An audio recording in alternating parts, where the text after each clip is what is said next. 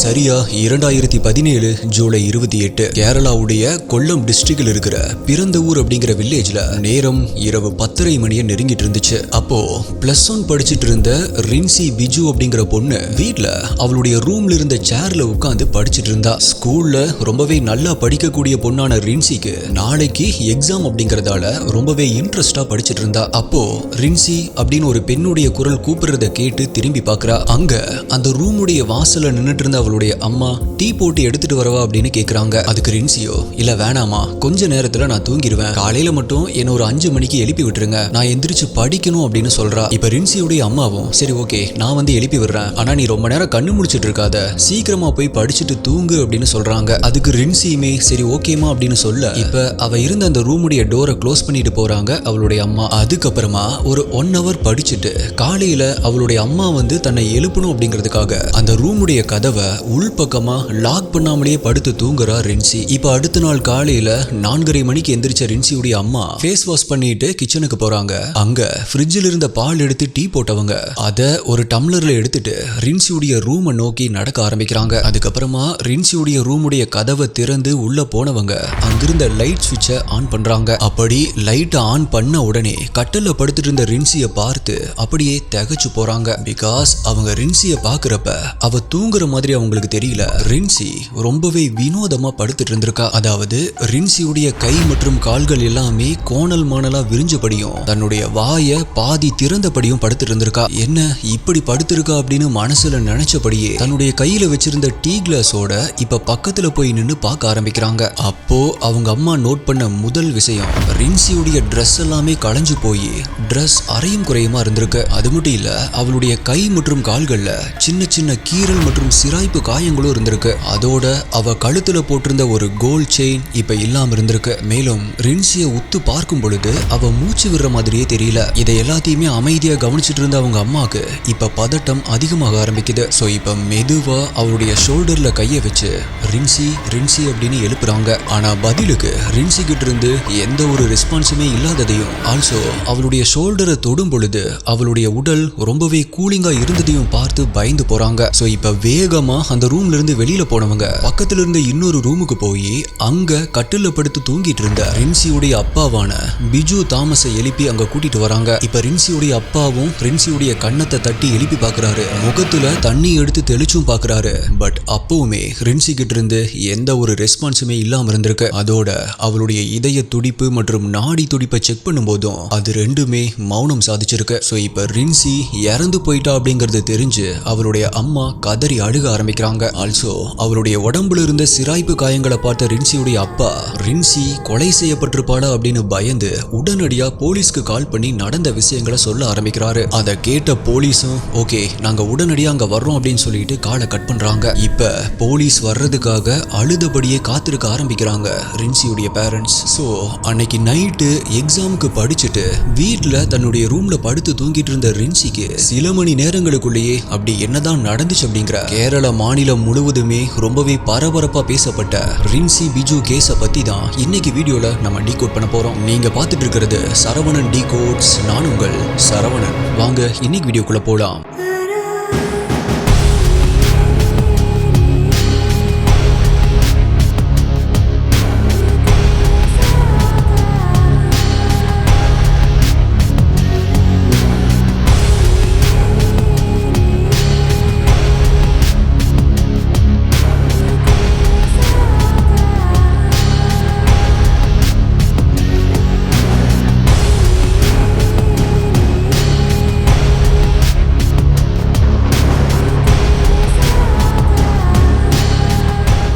உங்களுக்கு crime thriller, mystery, strange, solved, unsolved cases இதெல்லாம் பிடிக்கும் அப்படின்னா நீங்க இதோடைய ஃபேன் அப்படின்னா இப்பவே நம்மளுடைய சேனலுக்கு சப்ஸ்கிரைப் பண்ணிக்கோங்க. இந்த மாதிரியான வீடியோஸ் தான் ஒரு நாள் விட்டு ஒரு நாள் நம்மளுடைய சேனல்ல வரும். இந்த வீடியோல நான் சொல்ற யூடியூப்ல காமிக்க முடியாத crime scene images, crime scene videos எல்லாமே நம்மளுடைய அஃபீஷியல் டெலிகிராம் குரூப்ல தான் அப்டேட் பண்ணுவோம். யூடியூப்ல கரெக்டா நோட்டிபிகேஷன் கிடைக்காதவங்களுக்கும் அங்க இன்ஸ்டன்டா அப்டேட் கிடைச்சிடும். டெலிகிராம் யூஸ் பண்ணாதவங்களுக்கு வாட்ஸ்அப்ல நம்மளுடைய சேனல் இருக்கு, அங்கேயுமே உங்களுக்கு இன்ஸ்டன்ட் அப்டேட்ஸ் கிடைச்சிடும். நம்மளுடைய அஃபீஷியல் வாட்ஸ்அப் மற்றும் டெலிகிராம் சேனலுடைய லிங்க் டிஸ்கிரிப்ஷன் பின்ட் கமெண்ட்ல கொடுத்திருக்கேன், செக் பண்ணி பாருங்க.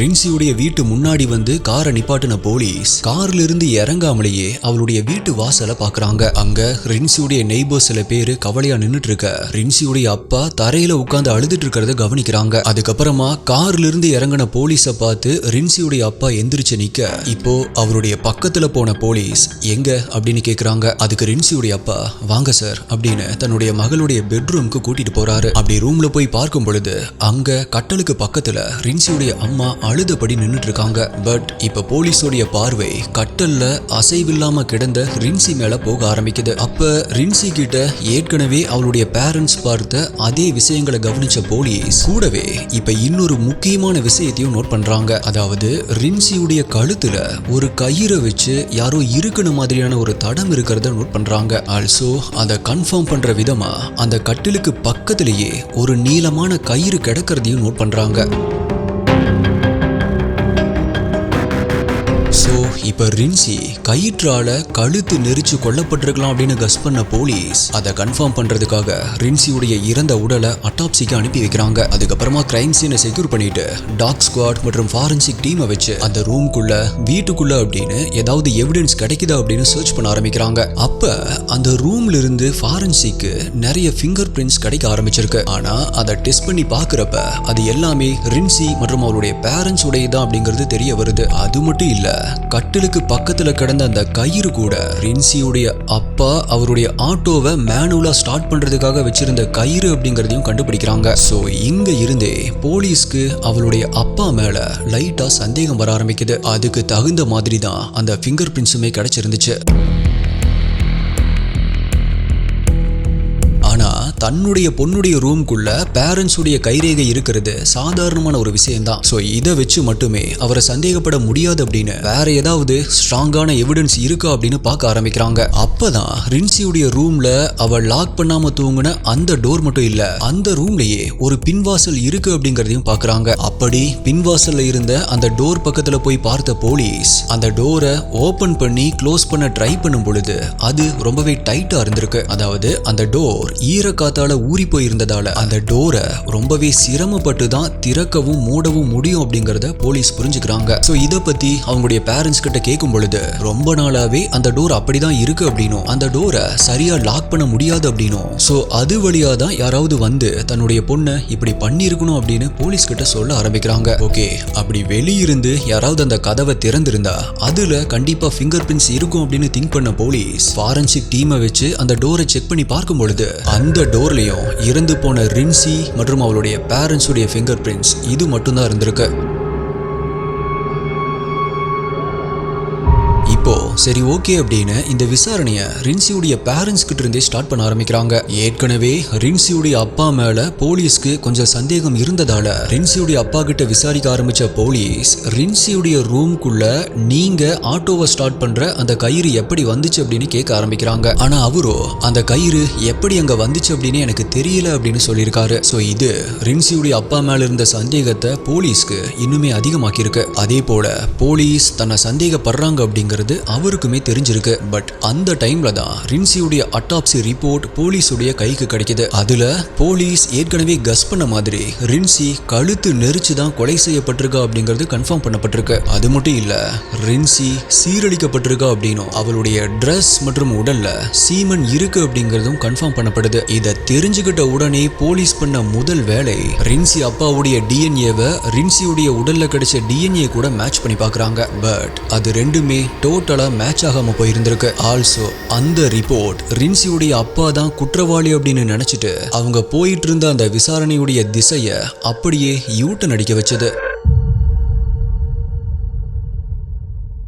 ஸோ இப்போ போலீஸ்க்கு கில்லர் கண்டிப்பாக வெளியாளு தான் அப்படிங்கிறது கன்ஃபார்ம் ஆயிருச்சு. ஆனால் இருந்தாலுமே இப்போ குற்றவாளியை கண்டுபிடிக்கிறதுல போலீஸ் தடுமாற ஆரம்பிக்கிறாங்க. கிட்டத்தட்ட 4 மாசம் ஆகியும் கூட அவங்களால இந்த கேஸை சால்வ் பண்ண முடியாமல் போயிருக்கு. இதை பார்த்து விரக்தியான ரின்சியுடைய பேரண்ட்ஸ், அவங்களுடைய ரிலேட்டிவ்ஸ் மற்றும் அந்த ஊர் மக்கள் அப்படின்னு இவங்க எல்லாருமே உடனடியாக குற்றவாளியை கண்டுபிடிக்க சொல்லி ப்ரொடெஸ்ட் பண்ண ஆரம்பிக்கிறாங்க. ஆல்சோ இந்த கேஸை சிபிசிஐடிக்கு மாற்ற சொல்லி ஒரு பெட்டிஷனையும் அனுப்புறாங்க. அதை ஏற்றுக்கிட்டு சிஎம்ஓ இந்த கேஸை சிபிசிஐடி சிபிசிஐடிக்கு டிரான்ஸ்ஃபர் பண்றாரு. சோ அவங்களுடைய விசாரணையை ஸ்டார்ட் பண்ண சிபிசிஐடியும் ரின்சியுடைய அப்பா மேல சந்தேகப்படுற மாதிரி தான் இந்த இன்வெஸ்டிகேஷனை கொண்டு போக ஆரம்பிக்கிறாங்க. ஆனா இந்த முறை அதுக்கு ஒரு காரணம் இருந்துச்சு. பிகாஸ் அவரை தான் போலீஸ் சந்தேகப்பட்டு இருக்கு அப்படின்னு தெரிஞ்சாதான் உண்மையான குற்றவாளி தைரியமா வெளியே நடமாடுவான். சோ அப்ப அவனை பிடிச்சிடலாம் அப்படின்னு ஒரு பிளானை போடுறாங்க சிபிசிஐடி. ஆல்சோ ரின்சி கொலை செய்யப்பட்டது நைட் டைம் அப்படிங்கறதால நைட் டைம்ல யாரெல்லாம் அந்த ஊர்ல நடமாடிட்டு இருக்காங்க அப்படிங்கறதையும் வாட்ச் பண்ண ஆரம்பிக்கிறாங்க.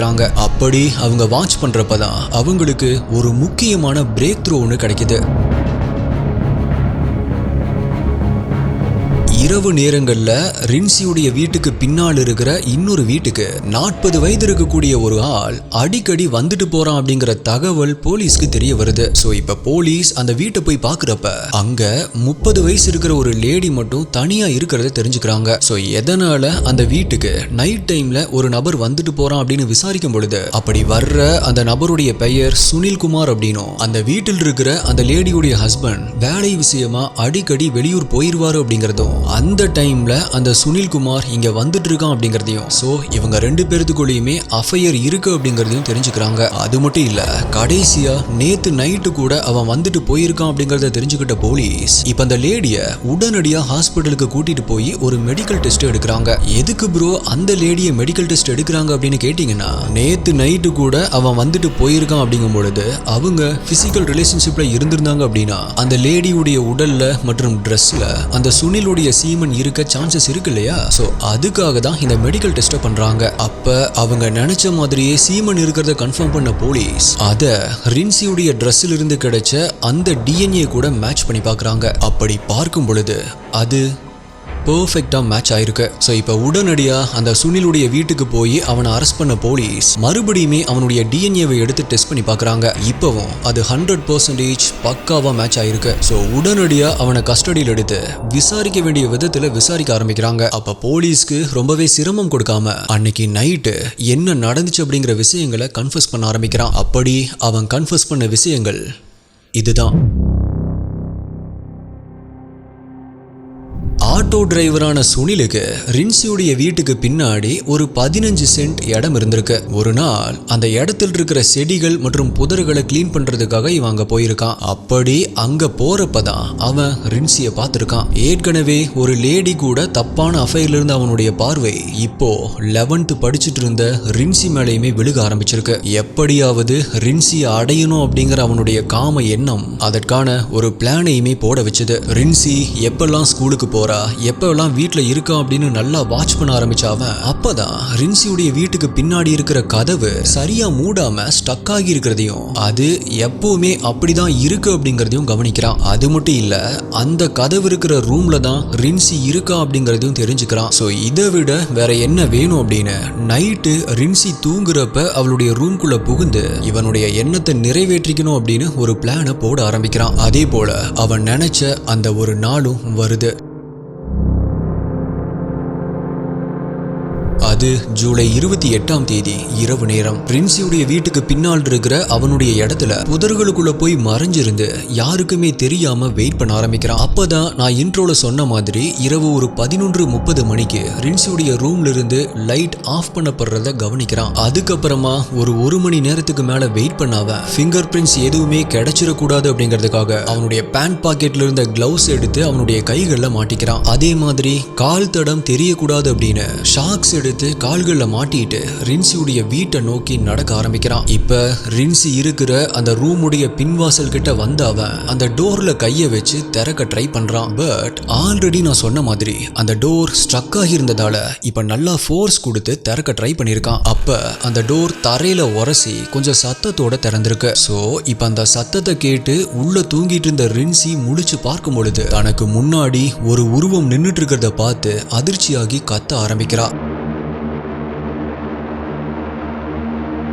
ஆனா அடுத்த நொடியே ரின்சியுடைய சத்தம் வெளியே கேட்காத மாதிரி சுனில் அவளுடைய வாயை பொத்த ஆரம்பிக்கிறான். சோ இப்ப அவங்க கிட்ட இருந்து தப்பிக்கிறதுக்காக ரின்சி தன்னுடைய கை மற்றும் கால்களை உதறினபடி அவளால முடிஞ்ச அளவுக்கு அவனை அட்டாக் பண்ண ஆரம்பிக்கிறா. பட் அவனோ இப்ப ரின்சி மேல ஏறி உட்கார்ந்துட்டு அவளுடைய கழுத்தை பிடிச்சு நெரிக்க ஆரம்பிக்கிறான். கொஞ்ச நேரம் போராடின ரின்சி அடுத்த சில நிமிடங்கள்லயே மூச்சு திணறி பரிதாபமா இறந்து போறா. அதுக்கப்புறமா இறந்து போன உடல் அப்படின்னு கூட பார்க்காம அந்த இறந்து போன உடல் கூட செக்ஸ் வச்சுக்கிட்டாவன் இப்ப இந்த ரின்சியை கொலை பண்ண பழிய ரின்சியுடைய அப்பா மேல போடுறதுக்காக ஒரு பிளான் பண்ணியிருக்கான். அந்த பிளான் படி வெளியே நின்றுட்டு இருந்த அவருடைய ஆட்டோல இருந்து கயிறு எடுத்துட்டு வந்து ரின்சியுடைய கழுத்துல நல்லா தடம் விழுகிற மாதிரி நெரிச்சிருக்கான். அதோட அந்த கயிறையும் அங்கேயே போட்டுட்டு ரின்சி போட்டிருந்த செயினை மட்டும் கலட்டி எடுத்திருக்கான். அதுக்கப்புறமா அந்த ரூமுடைய டோரை பழையபடி மூடி வச்சுட்டு அங்கிருந்து எஸ்கேப் ஆயிருக்கான். அது மட்டும் இல்லாம ரின்சிக்கு நியாயம் கிடைக்கணும் அப்படின்னு அந்த ஊர் மக்கள் எல்லாம் ப்ரொடெஸ்ட் பண்ணாங்கன்னு சொன்னேன் இல்லையா,